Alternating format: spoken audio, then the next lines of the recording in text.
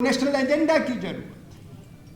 अलग अलग पार्टियां एक साथ आएंगी, अलग अलग विचारधारा की पार्टियां एक साथ आएंगी। किसी भी एक पार्टी के एजेंडा को नेशनल एजेंडा नहीं बनाया जा सकता है। वो पॉलिटिकली फिजिबल नहीं है, आइडियोलॉजिकली भी फिजिबल नहीं है। ऐसा एक एजेंडा बनाने की जरूरत होगी। हमको कई तरह के अभियानों, आंदोलनों और संघर्षों की जरूरत है और हमको नेतृत्व की भी जरूरत होगी। नेतृत्व का मतलब एक अवतार नहीं, मैंने एक बार कहा था अवतारी की नहीं, समझदारी की जरूरत है। कर्पूरी जी जैसे एक बड़े राजनेता जिनके बहुत सारे पहलू थे, उनके माध्यम से हम देश की राजनीति के कई पहलुओं को समझ सकते हैं।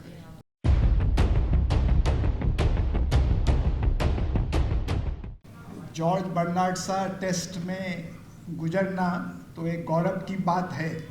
जैसा कहा परीक्षा, तो मैं कोशिश करूंगा, इसलिए मैं कंक्लूजन से शुरू करूंगा।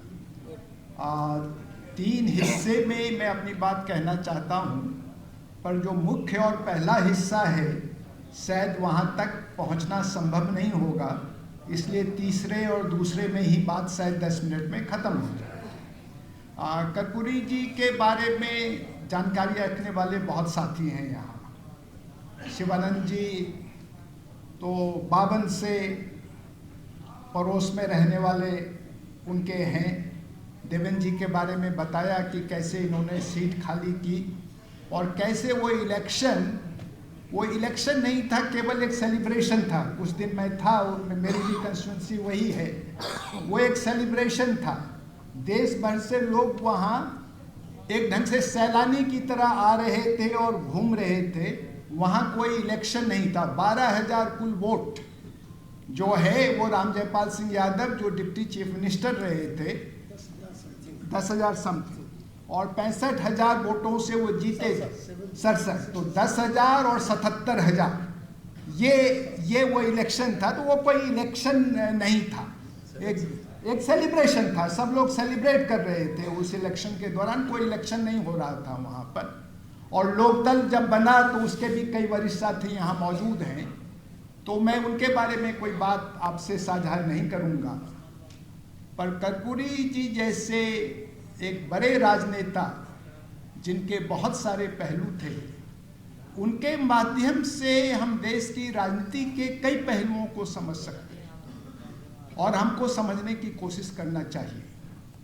जो जाति की राजनीति है, जो समाजवाद की राजनीति है, जो विपक्ष की राजनीति है, इनके तमाम पहलुओं के बारे में कर्पूरी जी के माध्यम से हम बहुत कुछ सीख सकते हैं, बहुत कुछ समझ सकते हैं।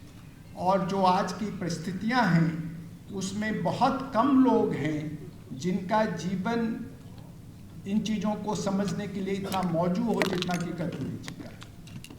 लेकिन जैसा मैंने कहा कि उसके बारे में शायद ज़्यादा कहने का मौका आज नहीं होगा, फिर कभी उसके बारे में बात करेंगे। मैं आखिरी हिस्से से बात करता हूँ कि आज का जो राजनीतिक संकट है, संकट क्या है वो हमें आपस में बहुत बात करने की ज़रूरत नहीं है। हम सब उससे वाकिफ़ हैं। उसको बयान करना, उसकी दारुणता को बतलाना, गहराई को बतलाना, उसके इतिहास को बतलाना, इसकी कोई खास ज़रूरत नहीं है। पर इस संकट के समाधान के जो कुछ रास्ते, कुछ जद्दोजहद है, कुछ कोशिशें चल रही हैं। जो अभी 2 दिन बैठक हुई, जिसके कुछ प्रतिनिधि साथी हमारे बीच में मौजूद हैं, कम से कम पार्लियामेंट्री पॉलिटिक्स में इस क्राइसिस को निपटने के लिए जो औजार हमारे पास हैं, अपोजिशन पार्टीज़ का उस अलायंस के साथ ही यहाँ मौजूद हैं। इन सब की रोशनी में जो अपोजिशन यूनिटी की चुनौती, अगर हमें इस संकट का मुकाबला करना है, जो एक सोशल मेजॉरिटी का अलायंस बनाने की ज़रूरत है, एक बहुजनों का, समाज के सभी समूहों का एक ऐसा गठजोड़ जो एक बहुमत का प्रतिनिधित्व कर सके, उसके बिना अगर ये अपोजिशन अलायंस बन भी जाता है, अगर इसके पीछे एक सोशल मेजॉरिटी का अलायंस नहीं होगा तो वो आगे नहीं बढ़ पाएगा। जो नेशनल एजेंडा की जरूरत, अलग अलग पार्टियां एक साथ आएंगी, अलग अलग विचारधारा की पार्टियां एक साथ आएंगी। किसी भी एक पार्टी के एजेंडा को नेशनल एजेंडा नहीं बनाया जा सकता, वो पॉलिटिकली फिजिबल नहीं है, आइडियोलॉजिकली भी फिजिबल नहीं है। ऐसा एक एजेंडा बनाने की जरूरत होगी।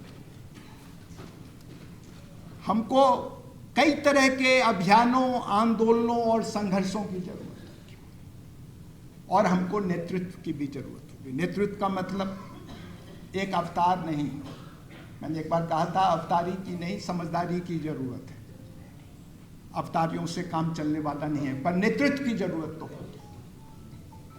इन सभी चीजों को अगर हम समझने की कोशिश करें, और जो बीच बीच में विपक्ष की राजनीति, परिवर्तन की राजनीति में कभी भी कोई सीधा रास्ता नहीं होता है, लगातार उसमें तरक्की संभव नहीं है। आप आगे बढ़ते हैं, आप नीचे गिरते हैं, आप पीछे हटते हैं, लेकिन आप सफलता से भी सीखते हैं, असफलता से भी सीखते हैं। और वो अगर हम सीखने की कोशिश करेंगे तो कर्पूरी जी के पॉलिटिक्स में, कर्पूरी जी के व्यक्तित्व में हमको बहुत सारी सीखें इन सब चीज़ों के बारे में हमको मिल सकती है।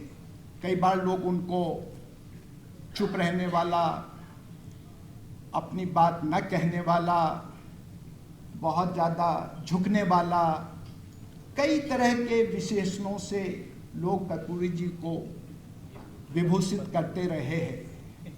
लेकिन अगर ये काम करना है तो जहाँ एक तरफ उनके जैसा नैतिक बल चाहिए, बौद्धिकता चाहिए, वहीं लचीलापन भी चाहिए। बिना उस लचीलेपन के, रिश्तों का भी लचीलापन चाहिए, कार्यक्रमों का भी लचीलापन चाहिए। बिना उस लचीलेपन के ना कोई सोशल कोएलिशन बन सकता है, ना कोई अपोजिशन यूनिटी बन सकती है, ना कोई नेशनल एजेंडा बन सकता है। ये कभी संभव नहीं होगा। पर लचीलेपन का मतलब अवसरवाद नहीं होता है। लचीलेपन का मतलब कई बार लोग समझते हैं कि वो अवसरवाद होना उसमें जरूरी है, उसमें अनैतिकता का होना जरूरी है, उसमें बेईमानी का होना जरूरी है। इसकी कोई ज़रूरत नहीं होती है। और अवतारी लीडरशिप अगर बनानी है तो उसमें एरोगेंस की भी ज़रूरत होती है। कर्पूरी जी में एरोगेंस बिल्कुल भी नहीं था। जिस काम को वो हाथ में लेते थे, अगर एक बार उस काम को वो हाथ में ले लेते थे, फिर उस काम की ज़रूरत के हिसाब से सभी चीज़ें वो तय करते थे। तो अगर आज हमारा लक्ष्य 2024 है और इस संकट से निकलने के लिए हमको लगता है कि एक चुनाव नहीं है, ये एक संविधान सभा का चुनाव है, ये कोई एक सरकार बनाने और बिगाड़ने का चुनाव नहीं है, ये देश का इतिहास बनाने और बिगाड़ने का चुनाव है। लोकतंत्र रहेगा या नहीं रहेगा इसका चुनाव है। अगर ये हमारा लक्ष्य है तो फिर उस लक्ष्य के हिसाब से हमारे सारे कार्यक्रम, सारी नीतियां, सारा व्यवहार उससे तय होना चाहिए। और इसके लिए जो कुछ विरले उदाहरण हमको भारतीय राजनीति में सबसे ऊपर के उदाहरण मिलेंगे, वो हमको कर्पूरी जी की जिंदगी में मिलते हैं, जिनसे हमको सीखने की जरूरत है। टाइम कुछ है या मैं 2 मिनट कहा है। 2 मिनट में मैं एक और बात कह के अपनी बात खत्म करूंगा। कर्पूरी जी के नेतृत्व का आधार क्या था? कर्पूरी जी की लीडरशिप का आधार क्या था? कर्पूरी जी या रामानंद तिवारी, क्योंकि बहुत लंबे समय तक इनका एक ज्वाइंट लीडरशिप था और लीडरशिप में भी दोनों सामूहिक रूप से आगे आए। तो कर्पूरी ठाकुर रामानंद तिवारी की पार्टी, ये लोकमानस में एसएसपी को इसी तौर पे देखा जाता था, जुड़वा की तरह देखा जाता था। इन दोनों का लीडरशिप में जब ये दोनों आए तो इस लीडरशिप का आधार क्या था? वो कोई जयप्रकाश नारायण की तरह या राम मनोहर लोहिया की तरह ऐसे नेता नहीं थे जिनके प्रभाव से सैकड़ों लोग राजनीति में आए थे, जिनके वो स्वाभाविक नेता थे।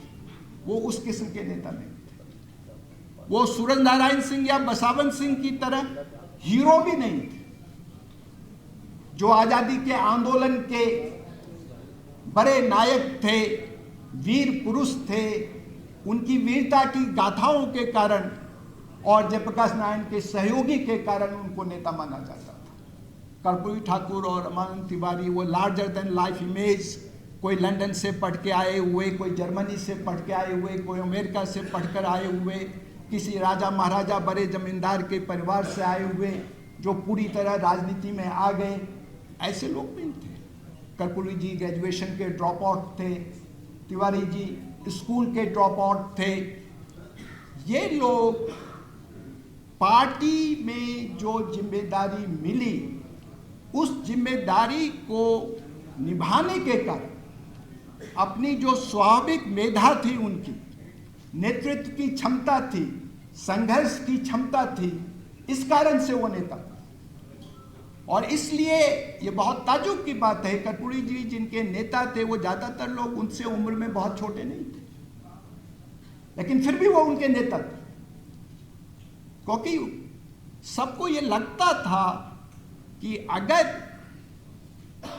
मेरी स्थिति को सबसे अच्छी तरह से कोई अभिव्यक्त कर सकता है, मेरे इंटरेस्ट को, पार्टी इंटरेस्ट को सामूहिक तौर पर कोई नेता सबसे अच्छी तरह अभिव्यक्त कर सकता है, तो वो ये नेता है। सैकड़ों कार्यकर्ता और नेताओं को कर्पूरी जी के थ्रू एम्पावरमेंट मिलता था। अगर कर्पूरी जी चीफ मिनिस्टर हैं तो एमएलए कौन है, एमपी कौन है, मिनिस्टर कौन है पार्टी का, केवल वही एम्पावर्ड फील नहीं करते थे।